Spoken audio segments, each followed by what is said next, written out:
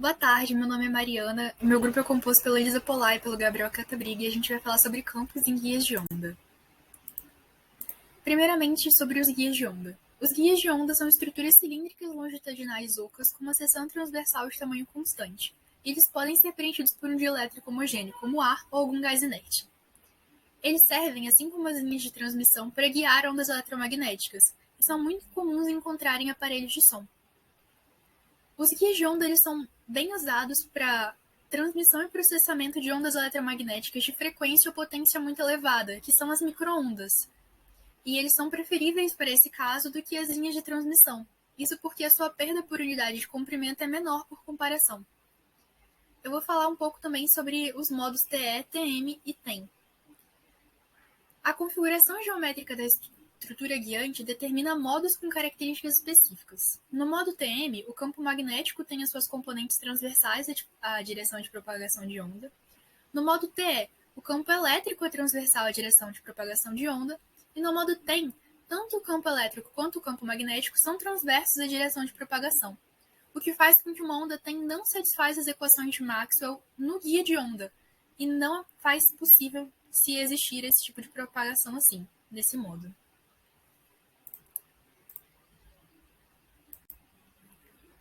Eu vou explicar um pouquinho sobre condições de fronteira também e a faixa de frequência que eles são mais usados. A condição de fronteira são a interface entre os meios que permitem relacionar os campos que estão nos dois lados dessa interface. E é importante para a determinação da onda eletromagnética nos guias e os cálculos dessas diferentes configurações. E a faixa de frequência em que o guia mais usado é de 3 a 300 GHz, que são as microondas. E a gente usa essa faixa de frequência no nosso trabalho para o desenvolvimento da nossa aplicação. A Elisa vai seguir explicando os outros tópicos. Boa tarde, eu sou a Elisa e vou falar um pouquinho mais sobre guias de onda retangulares. Em um guia de onda, nós temos algumas configurações de modos em que a onda pode se propagar. Elas são representadas pelos pares M e N, que indicam um número de meios ciclos de senos ou cossenos da seção XY do guia, sendo M referente a X e N referente a Y. No modo TE, Mn pode assumir valores maiores ou iguais a zero, desde que ambos não sejam zero. Já no modo Tm, Mn pode assumir valores maiores ou iguais a 1. Para cada modo de par Mn, nós vamos ter uma frequência de corte, que é a frequência mínima em que a onda vai se propagar. Por isso que nós dizemos que um guia de onda opera como um filtro passa alta. A frequência de corte pode ser calculada por essa expressão, onde o é velocidade de fase e A e B são as dimensões do guia. Dentro disso, temos alguns modos de operação, que é o modo de corte, que é quando alfa e beta são igual a zero, e a frequência de operação é igual à frequência de corte. Já no modo evanescente, beta é igual a zero e a onda não vai se propagar. No modo de propagação, alfa é igual a zero e a onda se propaga, como diz o nome. Nessa tabela temos também as equações fasoriais para cada coordenada dos campos elétricos e magnéticos de cada modo TM e TE. Essas equações foram obtidas com base nas equações de Maxwell. No guia de onda, nós temos também o modo dominante, que é o modo em que tem a menor frequência de corte. Com isso, somente um modo irá se propagar pelo guia, quando ele opera no modo dominante. Isso é interessante, pois quando temos mais de um modo se propagando, nós vamos ter diferentes velocidades de grupo e de fase. Pensando de uma forma um pouco mais prática, se nós temos que levar uma informação de um ponto A a um ponto B, e saem duas ondas do ponto A para ir até o ponto B, a informação vai estar dividida entre as duas ondas. Mas se uma tiver uma velocidade maior que a outra, uma parte da informação vai chegar no ponto B antes da outra parte da informação, e isso não é interessante. Por isso que, normalmente, os guias de onda são programados para operar nesse modo dominante. Como um exemplo, em um guia de onda retangular, o modo dominante é o TE10. Nós fizemos também um código em Python para facilitar a visualização do comportamento dos campos elétricos e magnéticos durante a propagação dos módulos no guia, e o código será detalhado melhor por mim no slide ao lado.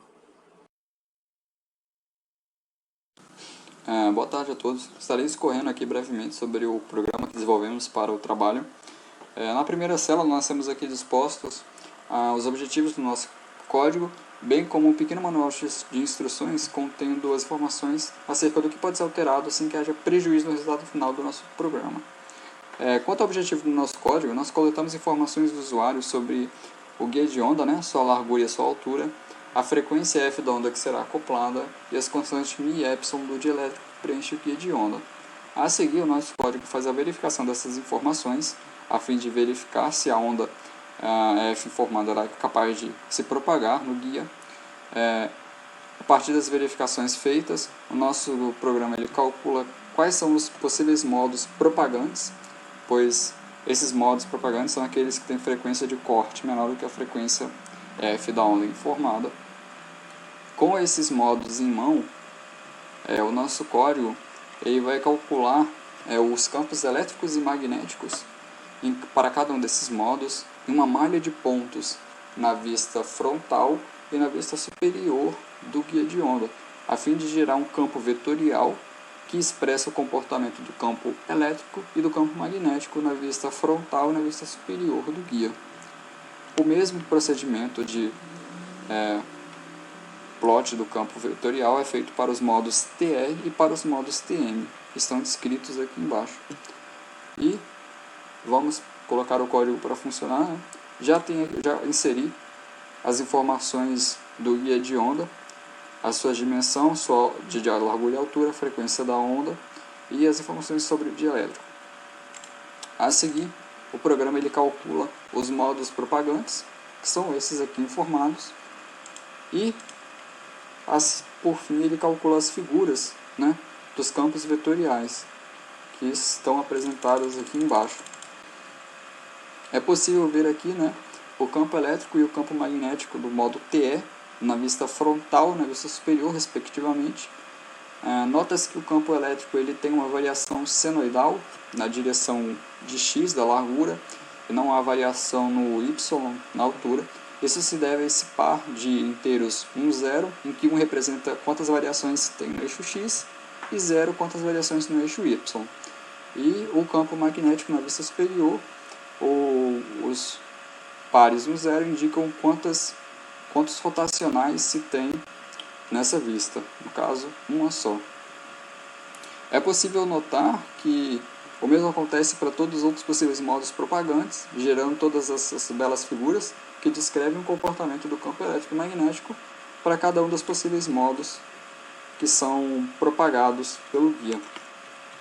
E o mesmo também pode ser feito para os modos transverso magnético, em que nós temos aqui, por exemplo, a vista frontal do campo magnético e do campo elétrico para o modo TM1.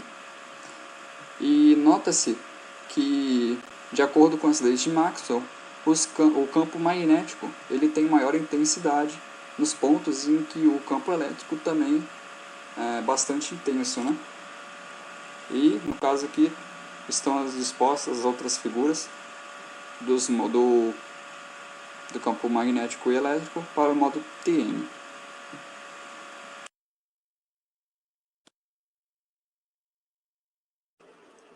Nós estamos aqui numa visão mais detalhada do campo elétrico e do campo magnético do modo TE10, que é possível perceber que o campo elétrico ele tem uma variação em x e nenhuma em y, conforme o índice 0 indica, enquanto o campo magnético ele tem somente um rotacional na região observada, conforme o índice 1 indica. Já para os modos TM, nós temos aqui o campo elétrico e o campo magnético do modo TM1, que é possível perceber que o campo elétrico já tem uma variação tanto em x quanto em y, enquanto o campo magnético ele tem a mesma carinha de rotacional do campo anterior, porém ele é mais intenso na região em que o campo elétrico também é bem intenso, conforme as equações de Maxwell para a corrente de deslocamento. Essas aqui são nossas referências, e eu espero que tenham aproveitado a apresentação. Até a próxima, obrigado pela atenção.